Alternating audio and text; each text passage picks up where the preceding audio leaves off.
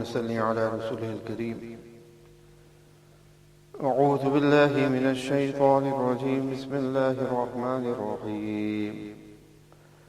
يا أيها الذين آمنوا لا تدخلوا بيوت النبي إلا أن يؤذن لكم إلى طعام غير ناظرين إناه ولكن إذا دعيتم فادخلوا فإذا طعمتم فانتشروا ولا مستأنسين لحديث إن ذلكم كان يؤذي النبي فيستحيي منكم والله لا يستحيي من الحق وإذا سألتموهن متاعا فاسألوهن من وراء حجاب ذلكم أطهر لقلوبكم وقلوبهن وما كان لكم أن تؤذوا رسول الله ولا أن تنكحوا أزواجه من بعده أبدا إن ذلكم كان عند الله عظيما إن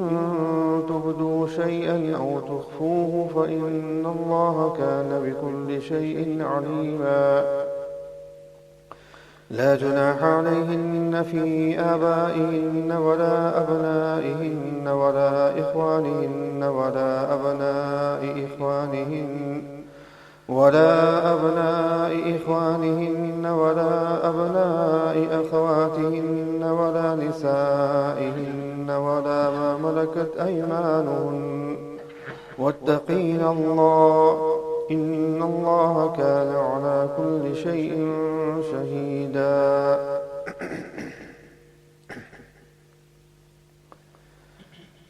Respectful of our friends, in last week's tafsir, the verse that we had covered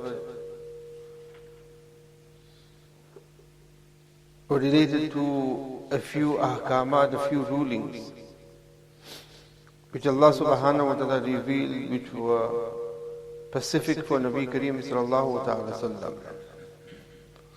And these rulings were pertaining to nikah. There were some from them which were general, but majority of them, with the various conditions placed upon it, was specific for Nabi Kareem sallallahu ta'ala alayhi wa sallam. Now in the verses that have been recited, here Allah subhanahu wa ta'ala makes mention of the household of Nabi Kareem sallallahu alayhi wa sallam, but along with it there is general etiquettes and adab for all to follow as well. And the opening verse that was recited, this verse was the first verse that was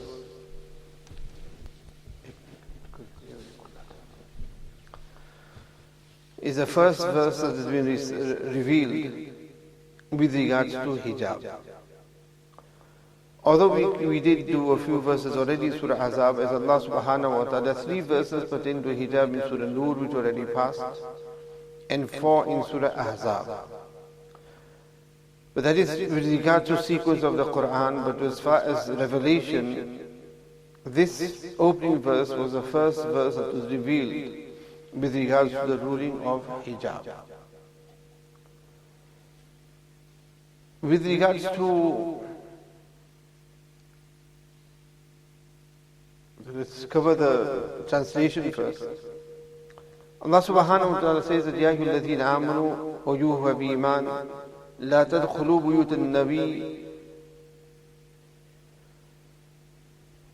that do not enter the rooms of the Nabi sallallahu alaihi wasallam إلا أن يؤذن لكم, unless you have been permitted to do so, إلى طعام, to partake in a meal, غير ناظرين إناء, then do not wait for it, ولكن إذا دعيتم, but when you are invited, فادخلوا, enter when you are called, فإذا طعمتم فانتشروا, and disperse once you have eaten, ولا مستأنسين لحديث, without enjoying a lengthy conversation, because إن ذلكم كان يؤذي النبي, as this hurts the Nabi sallallahu alaihi wasallam, فَيَسْتَحْيِي مِنْكُمْ, but he is shy for you. وَاللَّهُ لَا يَسْتَحْيِي مِنَ الْحَقِّ, Allah Ta'ala does not shy from the truth. وَإِذَا سَأَلْتُمُوهُنَّ مَتَاعًا فَاسْأَلُوهُنَّ مِنْ وَرَاءِ حِجَابٍ. And when you ask them, the wives of the Prophet ﷺ, for anything, then ask them from behind a curtain, for this is purer for your hearts and for their hearts. وَمَا كَانَ لَكُمْ أَن تُؤْذُوا ذَلِكُمْ أَطْهَرُ لِقُلُوبِكُمْ وَقُلُوبِهِنَّ وَمَا كَانَ لَكُمْ أَن تُؤْذُوا رَسُولَ اللَّهِ. It is not permissible for you to hurt the Nabi of Allah. وَلَا أَن تَنْكِحُوا أَزْوَاجَهُ مِنْ بَعْدِهِ أَبَدًا. And not to marry his wives after him. إِنَّ ذَلِكُمْ كَانَ عِنْدَ اللَّهِ عَظِيمًا. Verily this is grave in the sight of your Rabb. With regards to the revelation of this verse, there are two incidents narrated for which Allah subhanahu wa ta'ala revealed this verse. It is possible both had occurred simultaneously or close to one another. The one is that Sayyidina Umar radiallahu ta'ala had approached Nabi Kareem sallallahu alayhi wa sallam and said to Nabi sallallahu alayhi wa sallam that, O Nabi of Allah, all sorts of different types of individuals come to your house. There are those who are righteous and there are those who are not righteous as well. So why do you not instruct Azwaj Mutahharat that they should be in hijab? And this is best, so anybody needs to come to inquire of you, ask of you, or ask anything, then if they are in hijab, then that is better. Upon that, this verse was then revealed by Allah subhanahu wa ta'ala. And this is from those things which in Umar radiallahu ta'ala mentions that Allah subhanahu wa ta'ala agreed with Sayyidina Umar radiallahu ta'ala.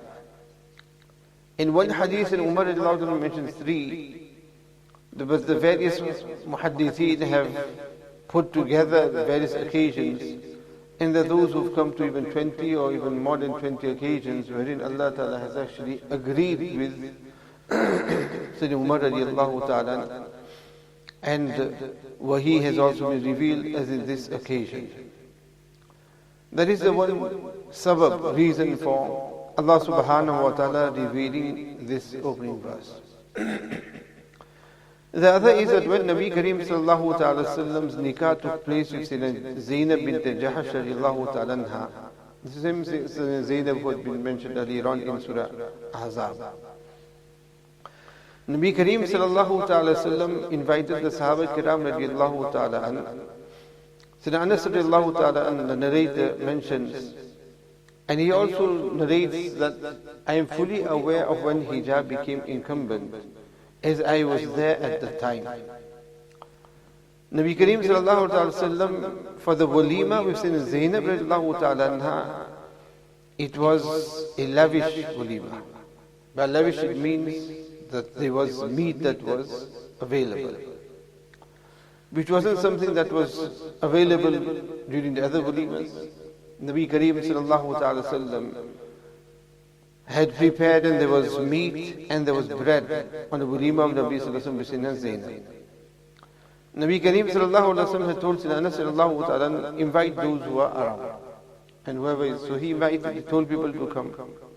So people would come in the house of Nabi sallallahu alaihi wasallam, they would eat and they would depart. Others would then come, they would eat and they would depart. Others would come and they would eat and depart. In this way, people took turns to eat.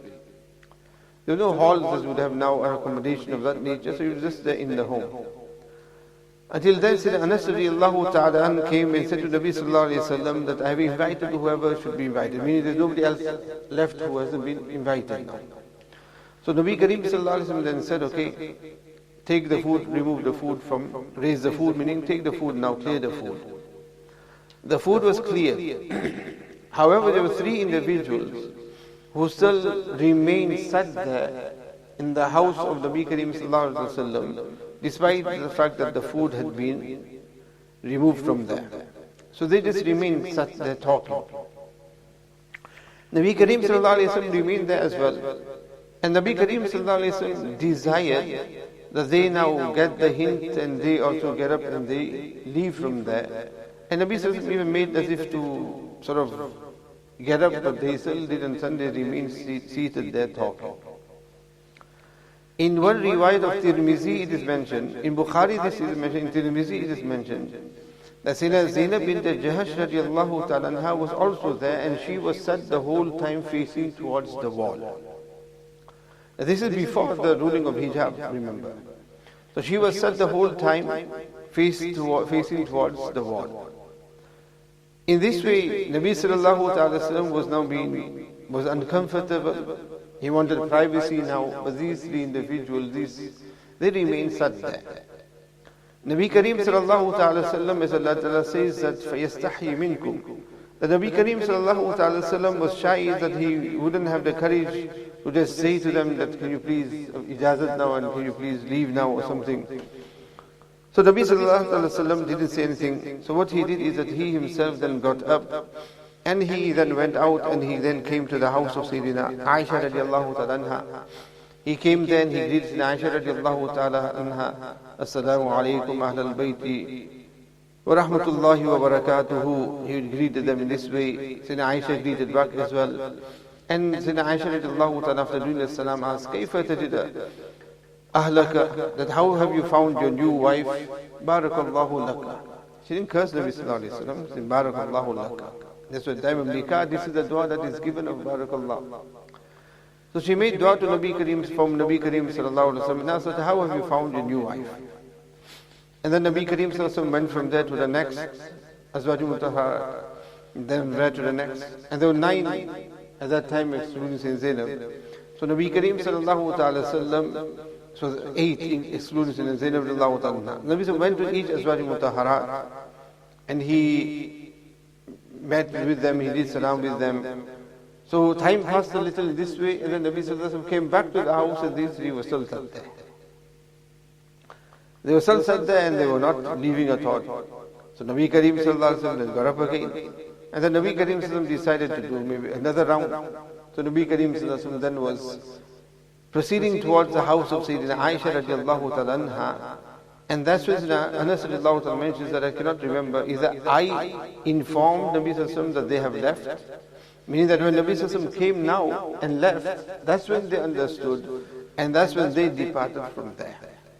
So Anas radiallahu ta'ala mentions that I informed Nabi sallallahu alaihi wasallam, or that Nabi sallallahu alaihi wasallam was informed that they have now left, and that's when Nabi Kareem sallallahu alaihi wasallam came back to the house.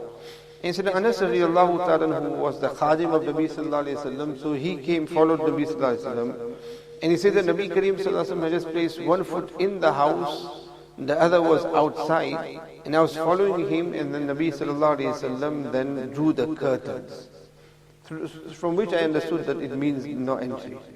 It means that Nabi sallallahu alayhi wa sallam wants privacy. So I retreated from there. Upon this incident, then Anas mentioned that Nabi went inside. Not long after Nabi came out, and Nabi then recited to us these verses. And these verses were then revealed on this occasion. So there is the adab and the etiquette that is mentioned here, as well as the first revelation with regards to hijab as well.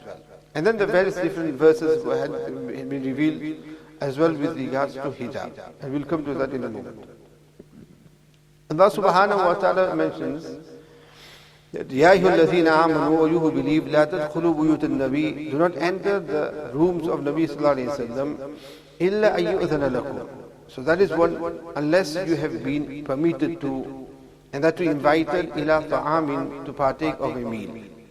So the first etiquette is that you do not enter into the house of Nabi sallallahu alayhi wa sallam without any permission, and this ruling then is general, that you do not enter into a person's house without permission. And that is the purpose of istizan is for the sake of hijab.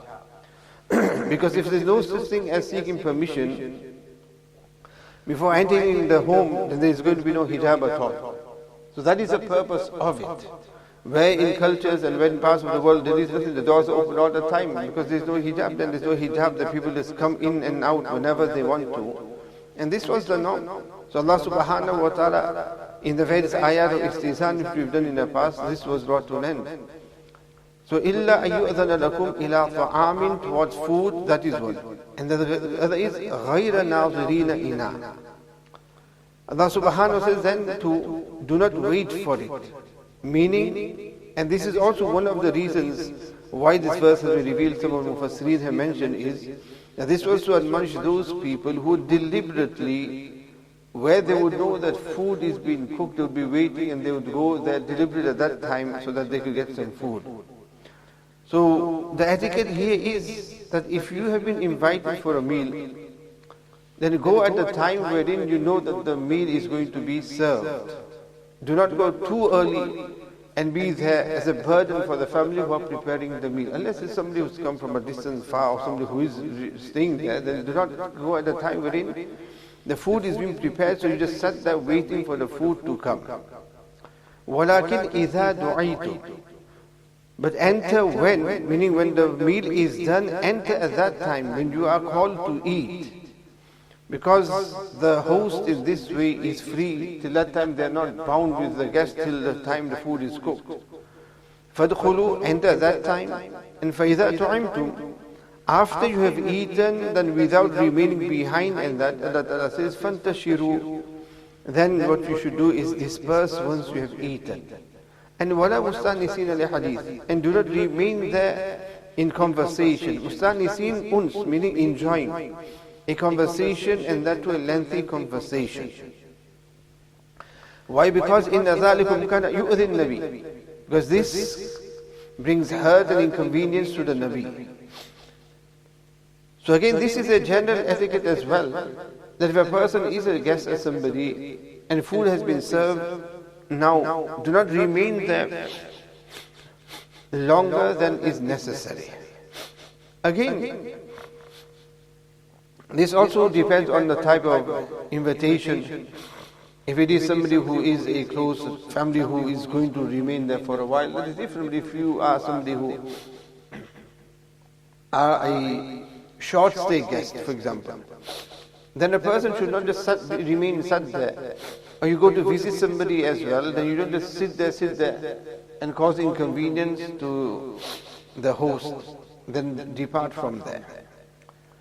However, the types of da'wats that we have, for instance, of the walima da'wats, wedding da'wats, walima da'wats, wherein a hall is hired, or even if it is in a smaller venue, and the guests are invited and the host knows that the people are going to be there for a while, and that is something which is an exception.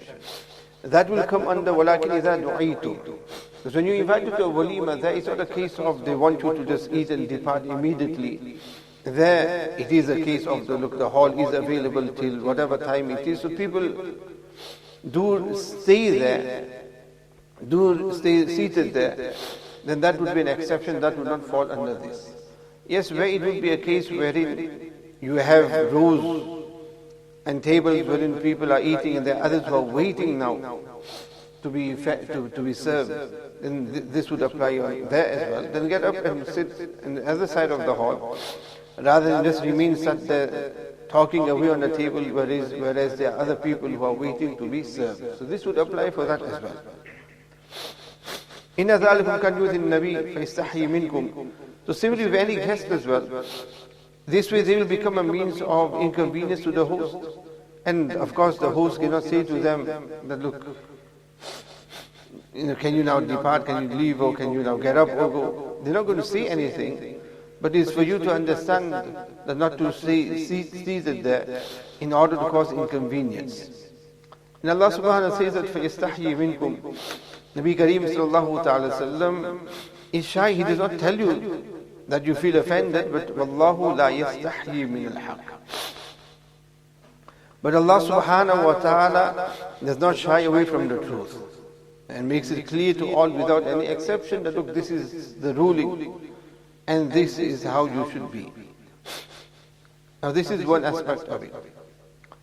Then the other aspect is that وَإِذَا سَأَلْتُمُهُنَّ مَتَاعًا فَاسْأَلُوهُنَّ مِنْ وَرَاءِ حِجَابٍ. Then Allah subhanahu wa ta'ala says that when you ask them, meaning the azwaj mutahharat, for anything, Then ask them, mata means for any substances or any utensil or anything, and it means in general for anything. Then ask them min wara'i hijab, and ask them from behind a curtain, meaning without actually seeing them. ذَلِكُمْ أَطْهَرُ لِقُلُوبِكُمْ وَقُلُوبِهِنَّ. This is pure for your hearts and their hearts. It safeguards from their various thoughts and desires. Now it is on this that the ruling of hijab was initially revealed not just for the Azwaj Mutahharat, but this ruling is for all women as well. That when anybody comes, then they should be spoken to min wara hijab, behind the hijab, behind the curtain, so without there being face-to-face interaction. And Allah subhanahu wa ta'ala is mentioning this to who? This is Azwaj Mutahharat who Allah subhanahu wa ta'ala himself has taken the responsibility to clear their hearts from any evil. These are those women we are talking about. And those who are directly addressed here, meaning those who are going to come to the Azwaj Mutahharat, who the Sahaba Kiram radiallahu ta'ala. Now just imagine when Allah subhanahu wa ta'ala here is addressing the Azwaj Mutahharat, that this is how the Sahaba and the Azwaj Mutahharat should be, then just imagine how much more we should be observing these rulings.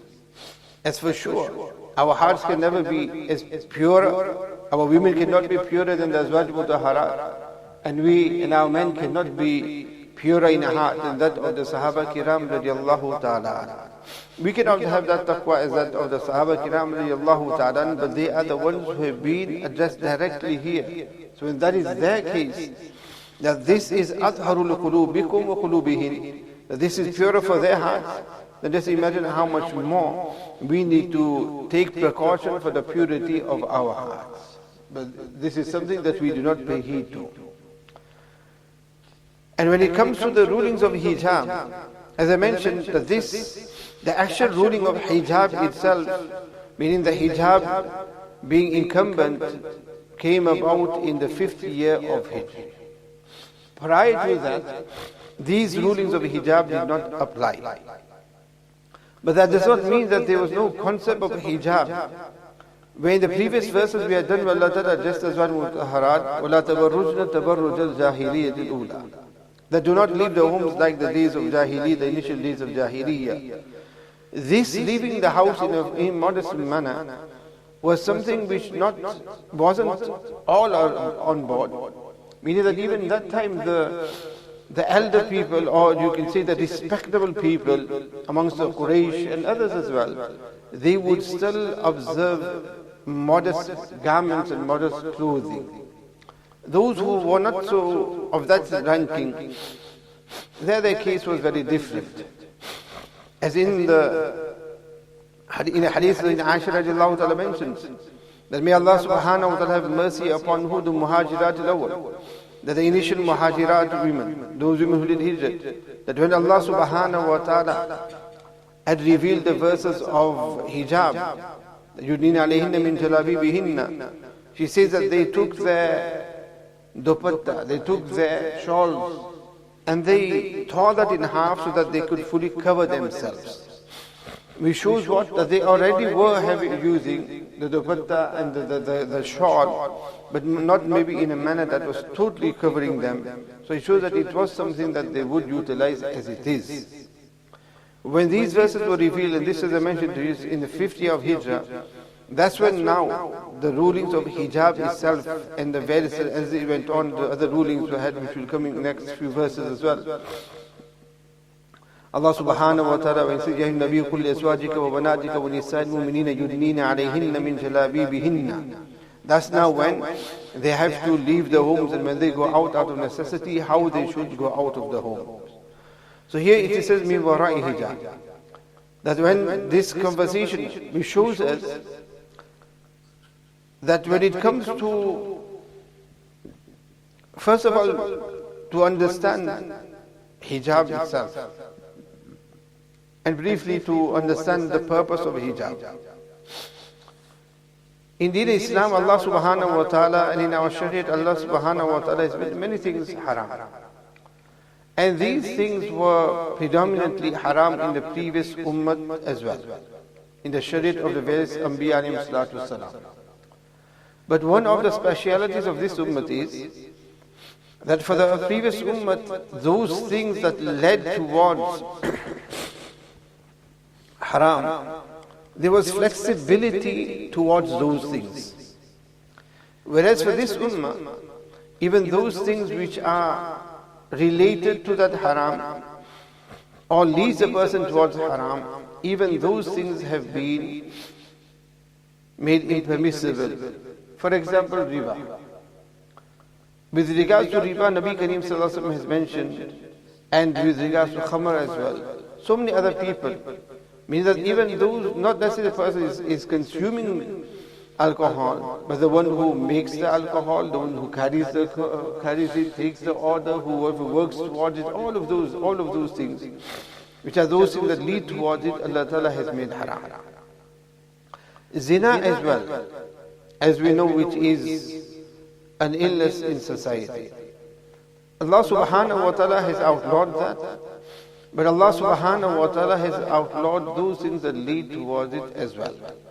That's why looking at haram is zina, touching is zina as well, talking is zina as well, walking towards, all of these things have been included in zina. Although it may not be the actual deed of zina itself, because these things lead towards it, all of those things have also been prohibited and prevented as well. As a person can very easily hold another woman's hand and then doesn't do anything further than that.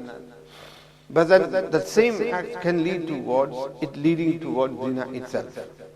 So that is zina, although that isn't zina, the actual act of zina itself, but because that is something that can lead towards it, and that has been outlawed. And as part of that is the concept and the whole ruling of hijab and that of intermingling. That we all know that in order to prevent zina taking place, there needs to be a restriction on the intermingling of sexes. Because that is how the desire is going to be there, erupts as well, and this is how people fall into zina. And in order to eradicate that, the ruling of hijab was revealed. But when it comes to intermingling itself, we find that this was something which was already in practice, meaning abstaining from intermingling from the previous ummahs as well, something that was acceptable in other ummahs as well. That when we did the verses in the Qur'an with regards to the Musa alayhi salatu wasalam, and when he came, where he was traveling, when he came to the well where the daughters of Sayyidina Shu'aib alayhi salatu wasalam were. And Allah Ta'ala mentions how the daughter of Sayyidina Shu'aib alayhi salatu wasalam, who were also there by the well, but they were stood at a distance from the men. Meaning that they were not barging in and they were not just mixing with the men as we find today, but they were at a distance that shows that already from that time there wasn't intermingling taking place. And the only reason why they were even there for was because their fathers in Shu'aib alayhi salatu wasalam was in old age and weak, there was nobody else, no other men at all. Hence they came to the well to collect the water, to fetch the water, to draw out the water. Otherwise they wouldn't have even been there. So this is something which was already practiced from before. In Islam as well, the idea was always there. But the ruling of hijab itself, of covering, and when talking as well behind hijab, this was then revealed, when this verse was revealed in the 5th year of Hijrah. And in this Allah subhanahu wa ta'ala mentions two things in this verse and the verse that will come in next week's or the following tafsir or one of the tafsirs to come.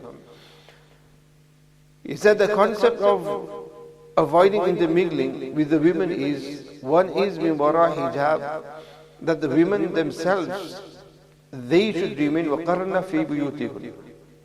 For them their hijab is, and their protection is that they should always remain within their homes. And when they are in their homes as well, within there as well, they will be min wara'i hijab. And there are many ahadith There are 7 verses of hijab in the Qur'an and over 70 ahadith that point out and indicate towards hijab itself, and also how the women at that time and as well the Azwaj Mutahharat, how they had adopted the hijab. And from this we find that the initial what Allah Ta'ala desires for women, and from the hadith as well, is that they should remain within the home. That is their hijab itself. But Deen in Islam again is a modern religion. Deen in Islam does not instruct something that is now going to be impossible and difficult, because women have to leave the home as well. There's going to be needs and necessity for them to leave the home. So Allah subhanahu wa ta'ala has taken care of that as well by saying that when they do leave the home, then yudnina alayhinna min jalabibihinna. Then when they do leave their homes, they should leave in a certain manner. So whilst they were in the home, they were always min warai hijab. When anybody else would come, and there are many such incidents, we do not have the time to go through these.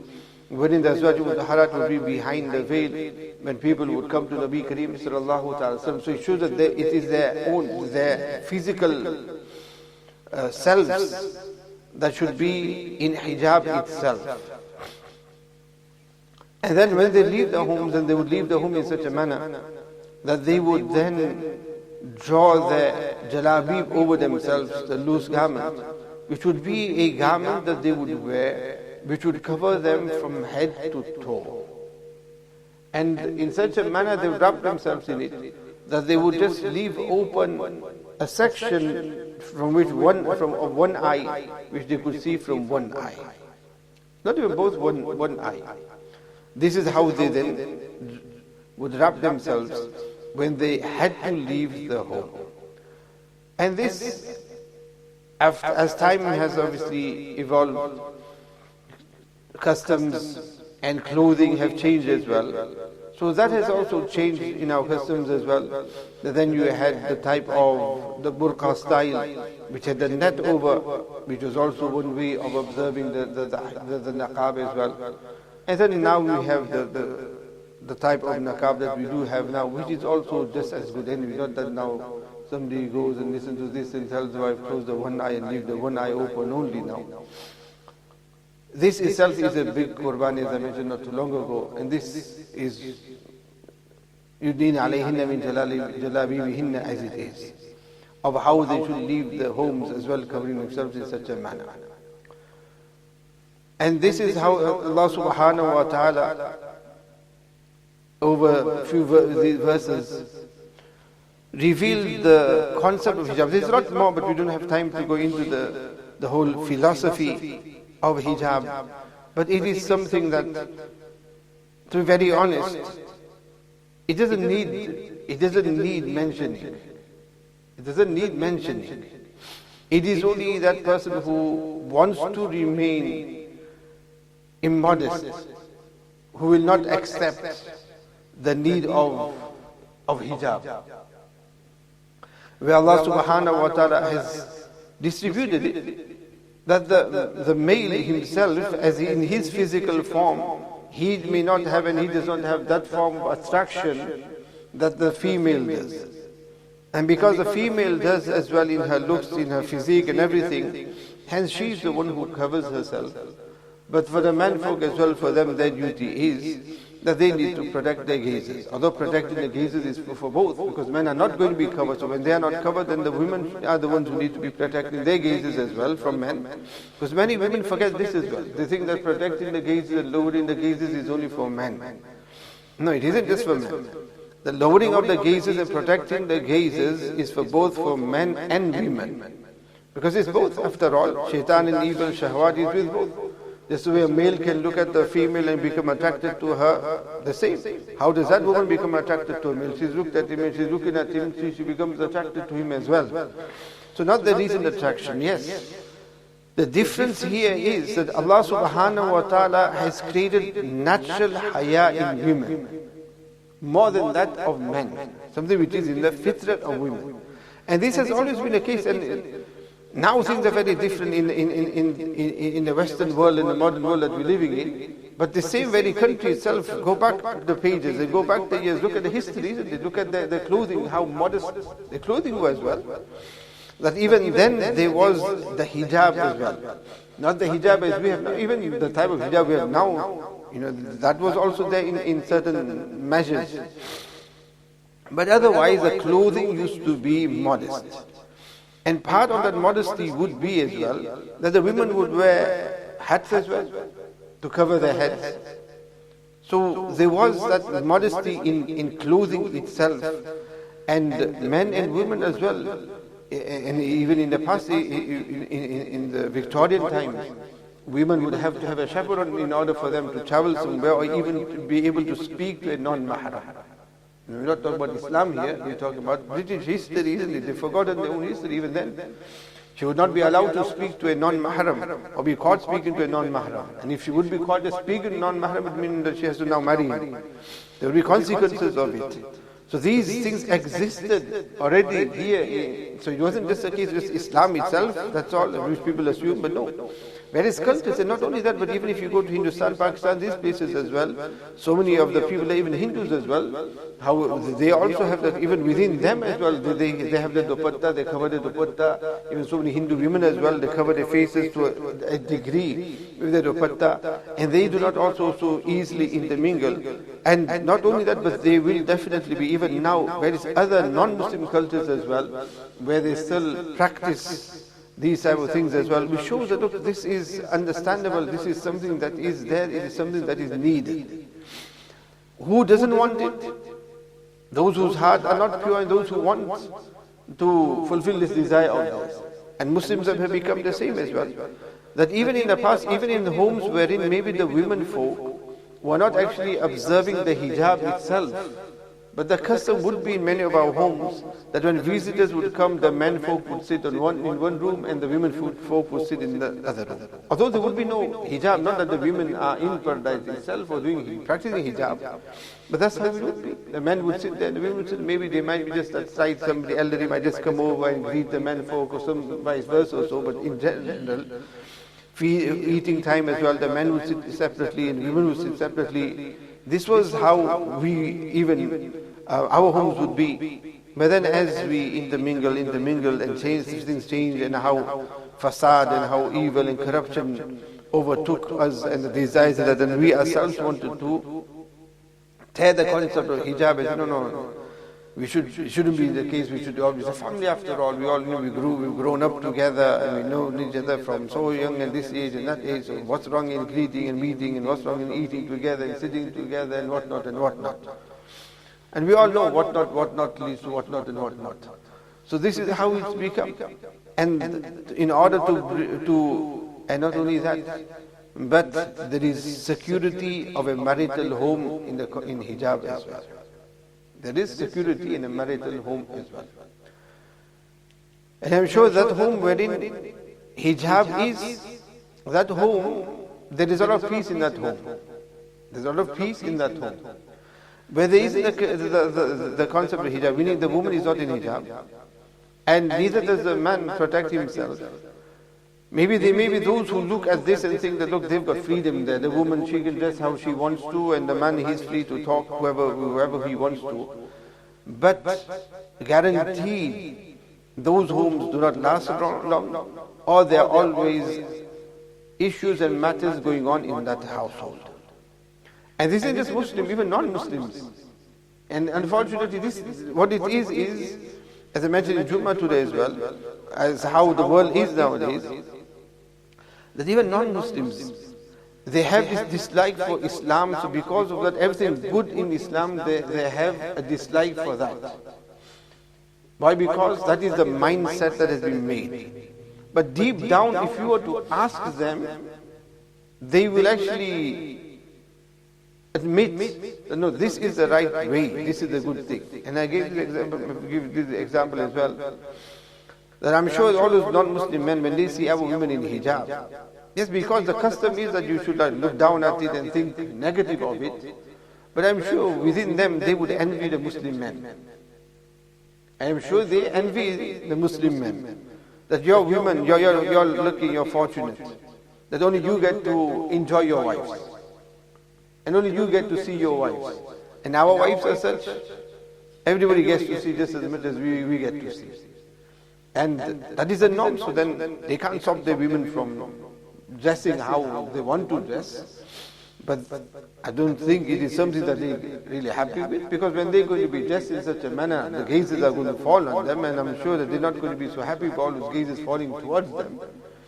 Naturally, if you are a man after all, if you're not, that does a different matter. But for a man, he's not going to be comfortable with that. And vice versa as well. The women folk as well, if there are others dressed in such a manner, and maybe his wife is dressed in such a manner as well, she's hardly dressed, but there's another woman who's hardly dressed as well, and if the husband is going to be looking at her, she's not going to be happy with that either. So these things are going to continue. They go out for a meal, a party, or whatever else occasion, whatever, they're coming back, and again the fights will be there. Oh, I saw you talking to so-and-so, looking at so-and-so, and this and so-and-so, and yeah, well, you were with so-and-so. It will be a constant merry-go-round. And these things definitely will be happening. And it happens in our Muslim families as well, because there isn't that hijab at all. And where there is this hijab, then you don't have to worry about these things, because you know. The wife knows that, look, all the women were separate, so the husband didn't intermingle with them, and the husband knows as well that the wife was in hijab and she was separate, so she didn't get to intermingle as well. And there was always that haya and modesty that was there. And this is the whole purpose of the hijab, to maintain haya and modesty. Further, Allah subhanahu wa ta'ala mentions, to just draw conclusion to this, وَمَا كَانَ لَكُمْ تُؤْذُوا رَسُولَ اللَّهِ وَلَا أَن تَنْكِحُوا أَزْوَاجَهُ مِنْ بَعْدِهِ أَبَدًا. Another reading that Allah ta'ala mentions is that it is not permissible for you to bring her to Nabi Sallallahu Alaihi Wasallam, meaning in any form. Like this was one form of this remaining there, any other form for that matter. And then another ruling Allah ta'ala mentions is that it is not permissible for you وَلَا أَن تَنْكِحُوا أَزْوَاجَهُ مِنْ بَعْدِهِ أَبَدًا. It is not permissible for you to marry the wives of Nabi Kareem Sallallahu Alaihi Wasallam after him, meaning after his demise, and abadan meaning never. You can never marry any of the wives of Nabi Sallallahu Alaihi Wasallam after his demise. Again, this is out of what honor and respect for Nabi Kareem Sallallahu Alaihi Wasallam. That is one. And the other real reason for this is as well that the Anbiya alayhi wassalam, although they have left and departed from this world, but their demise is not as the same as the demise of other people. Meaning that we will not say that they are totally alive in their graves and they do not die at all and they eat and drink and like how a person lives, they're living in their grave. No, their life has come to an end as well. But they still have a form of hayat which is more than what the hayat any other deceased would have, like the shuhada, etc. And it's for this reason that the Anbiya, when they pass away as well, their wealth, whatever they leave behind, is not distributed in inheritance. So in the same manner, there is still that connection there with their wives. For that reason, one will not marry their wives. And also, on the day of in the hereafter, the Azwaj Mutahharat would also want to be with Nabi Kareem Sallallahu Alaihi Wasallam. As there is a difference of opinion that lady or wife who has multiple husbands, who will she be with in Jannah? There isn't anything concrete mentioned, difference of opinion on this.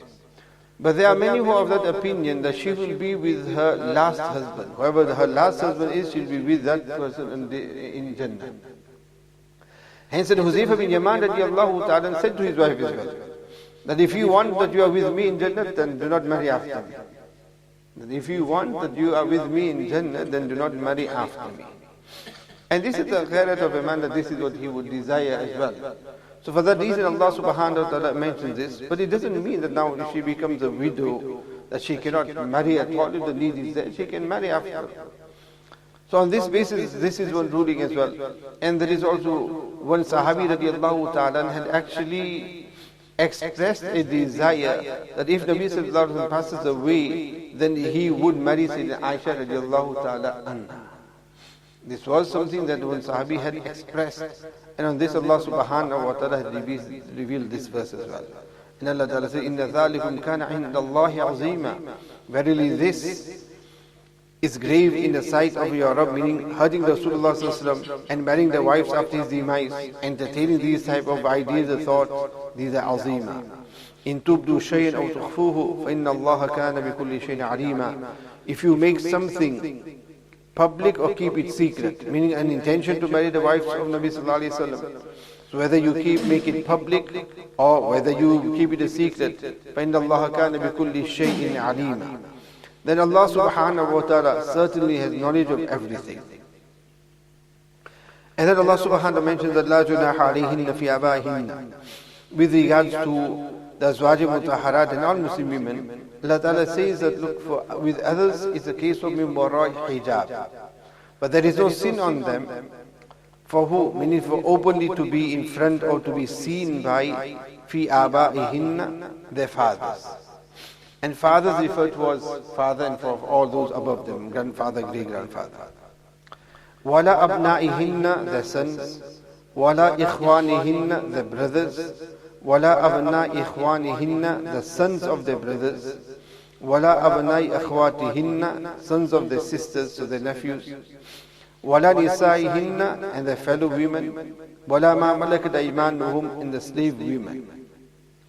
So in front of them it's fine, they do not need to be mi warai hijab. But here we talk about hijab, we are talking about satra awra, two different things here. That is totally different, that which has been from the times in Adam all along, that there is part of the body which even with in front of a mahram is not going to open up. So that is a different matter. That is something which is natural, which is fard.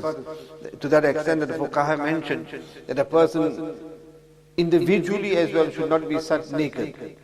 Somebody just decides to become a naturist and walk around within their own seclusion without any clothes. Even this is something which is disliked and impermissible.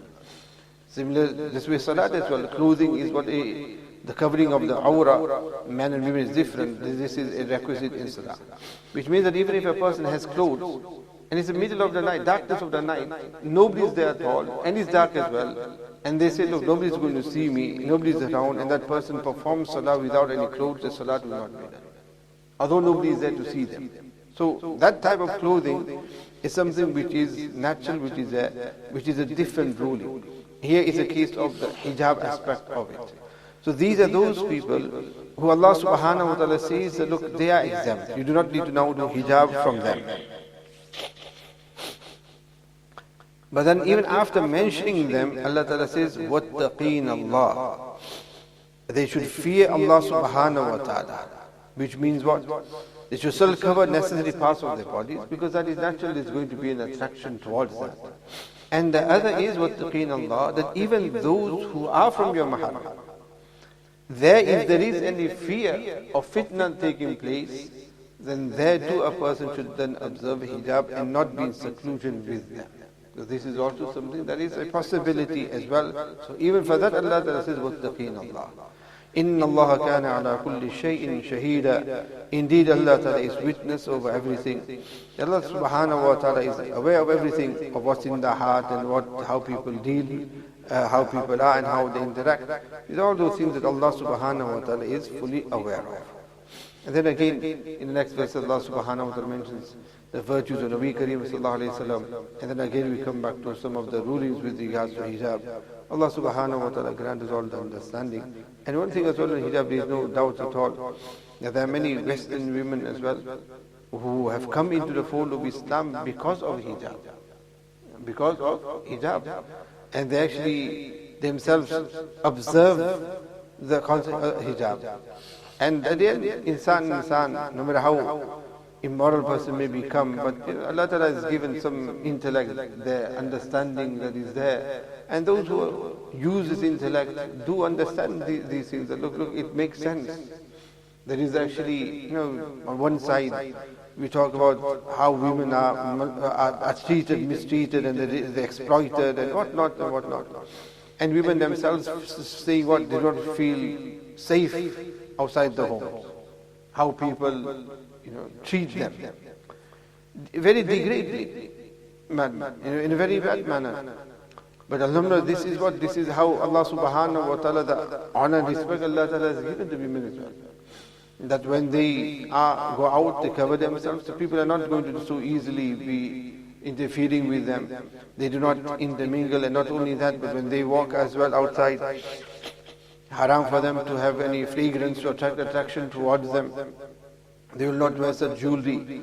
that will make sound, that will attract towards them, and they will walk towards the sides of the wall, meaning that they will not walk in the midst, where there will be intermingling. Look, all of these things is for what? For the safety and the protection of women.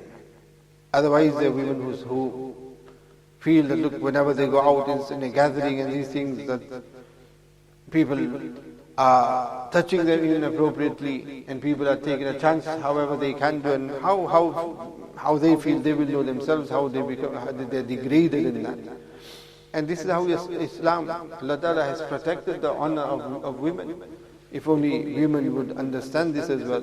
Allah Ta'ala grants all understanding. رَبَّنَا تَقَبَّلْ مِنَّا إِنَّكَ أَنْتَ السَّمِيعُ الْعَلِيمُ وَتُبْ عَلَيْنَا إِنَّكَ أَنْتَ التَّوَّابُ الرَّحِيمُ سُبْحَانَ رَبِّكَ رَبِّ الْعِزَّةِ عَمَّا يَصِفُونَ وَسَلَامٌ